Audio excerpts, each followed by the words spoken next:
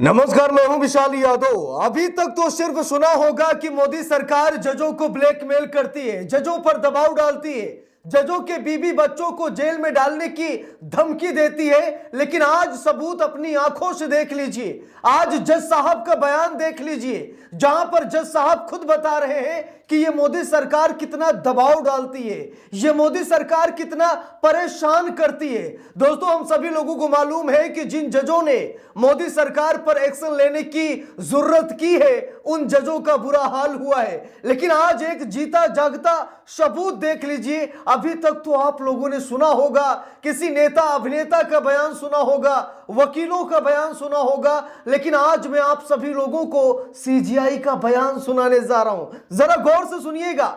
आज मैं आप लोगों को सीजीआई का बयान सुनाने जा रहा हूं, जहां पर सीजीआई ने अपनी आप बीती बताई है। सीजीआई साहब बता रहे हैं कि कितना दबाव होता है, यानी कि सरकार कितना दबाव डालती है। लोग गलत नहीं कहते कि मोदी सरकार अपने पक्ष में फैसला लेने के लिए जजों को डराती धमकाती है, जजों की कमजोर नब्ज को पकड़ती है और उसके बाद कहती है कि अगर हमारे खिलाफ आपने फैसला सुना दिया तो मैं आपको रगड़ दूंगा, आपको जेल में डाल दूंगा, आपके बीवी बच्चों को उठाकर जेल में डाल दूंगा, अरे नाते रिश्तेदारों को उठाकर जेल में डाल दूंगा। ये मोदी सरकार ऐसे ही जजों को ब्लैकमेल करती है। दोस्तों, कई मामलों में हम सभी लोगों ने देखा है, अगर जज चाह जाते तो मोदी सरकार को रगड़ देते। चुनावी बॉन्ड योजना हो या फिर बड़े बड़े घोटाले हो, कई मामलों में अदालत मोदी पर एक्शन ले सकती थी, लेकिन अदालत ने कोई एक्शन क्यों नहीं लिया?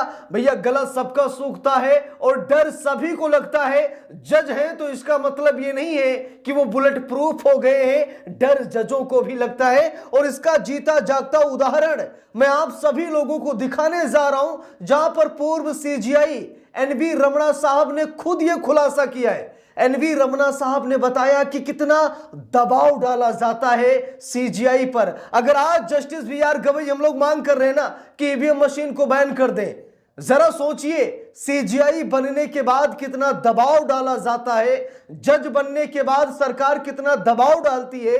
आज एनवी रमणा साहब का बयान देखकर आप सभी लोगों को पता चल जाएगा। जो लोग मुंह उठाकर ये बोल देते हैं कि सीजीआई ने ऐसा क्यों नहीं किया, जज साहब ने ऐसा क्यों नहीं किया, जज साहब ने नरेंद्र मोदी की डिग्री दिखाने की इजाजत क्यों नहीं दी, अरे भैया देख लीजिए, मैं आपको खबर दिखाने जा रहा हूं, जरा गौर से देखिएगा। देखिए, यहां पर लिखा है, हिंदुस्तान बहुत बड़ा अखबार है और हिंदुस्तान अखबार में छपे इस आर्टिकल को देखिए। लिखा है, मुझे मजबूर करने के लिए मेरे परिवार के लोगों के खिलाफ दर्ज किए गए थे केस। जरा देख लीजिए, पूर्व सीजीआई एनवी रमणा साहब ने कहा कि मुझ पर दबाव डालने के लिए, मुझे मजबूर करने के लिए मेरे परिवार वालों पर मुकदमे दर्ज किए गए थे, केस दर्ज किया गया था, मेरे परिवार वालों को परेशान किया गया था। यह पूर्व सीजीआई एनवी रमणा साहब का बयान है जो मैं आपको दिखाने जा रहा हूं। और सबसे बड़ी बात यह है कि एनवी रमणा साहब का कार्यकाल बेमिसाल रहा। वो 48वें मुख्य न्यायाधीश बने थे। उनका कार्यकाल 24 अप्रैल 2021 से शुरू हुआ और 26 अगस्त 2022 को वो रिटायर हो गए। यानी कि मोदी के कार्यकाल में ही ये सब कुछ हुआ है।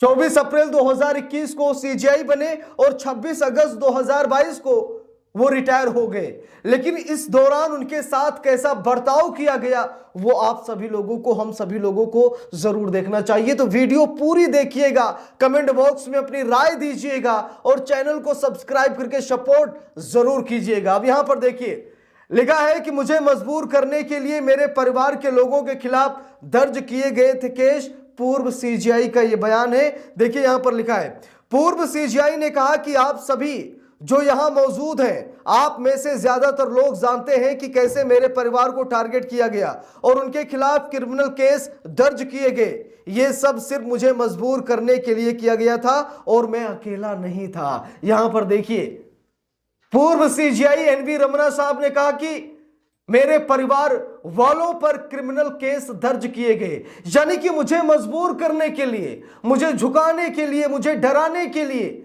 मुझे परेशान करने के लिए मेरे परिवार वालों पर क्रिमिनल केस दर्ज किए गए थे। बात यहीं तक नहीं है। देखिए, यहां पर लिखा है, भारत के पूर्व चीफ जस्टिस पूर्व सीजेआई एनवी रमना ने कहा है कि उन्हें मजबूर करने के लिए उनके परिवार के सदस्यों के खिलाफ केस दर्ज किए गए थे।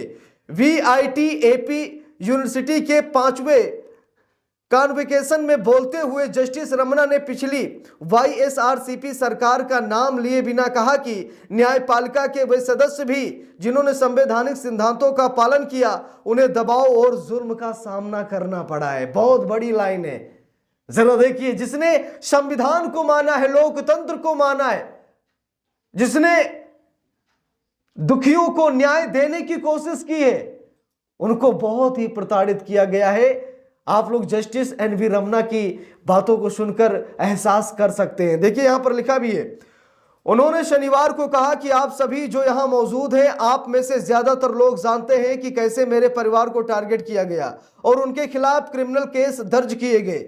ये सब सिर्फ मुझे मजबूर करने के लिए किया गया था और मैं अकेला नहीं था। उस मुश्किल दौर में किसानों के मुद्दे से हमदर्दी रखने वाले सभी लोगों को डराया धमकाया गया और जबरदस्ती का सामना करना पड़ा। जस्टिस रमना उस समय की वाईएस जगन मोहन रेड्डी सरकार के खिलाफ किसानों के आंदोलन का जिक्र कर रहे थे, जिसमें आंध्र प्रदेश की अकेली राजधानी अमरावती को खत्म करके 3 राजधानियों का फार्मूला अपनाया गया था, जिसमें विशाखापट्टनम एडमिनिस्ट्रेटिव राजधानी, अमरावती लेजिस्लेटिव राजधानी और कुर्नूल जुडिशियल राजधानी होगी।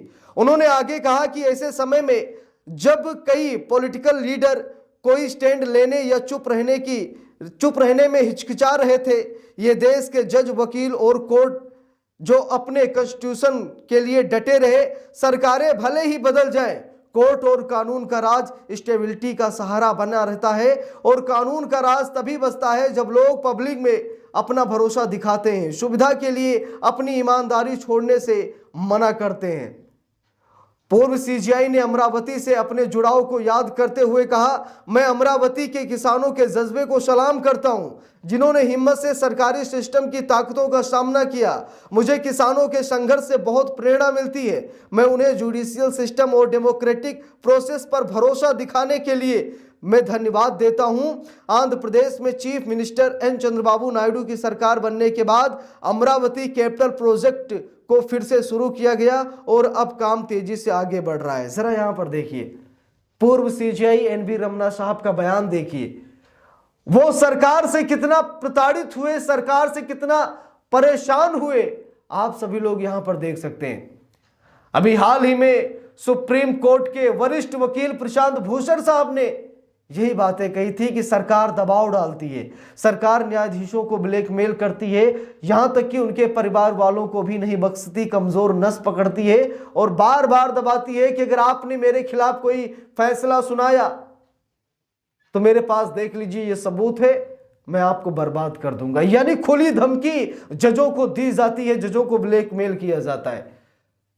तो एनवी रमना साहब के बयान को सुनकर देखकर आप सभी लोगों की जो भी राय है कमेंट बॉक्स में जरूर बताइएगा। वीडियो को लाइक शेयर, अगर चैनल पर नए हैं सब्सक्राइब करके सपोर्ट कीजिएगा। मिलते हैं दूसरी वीडियो में, तब तक के लिए बहुत बहुत धन्यवाद।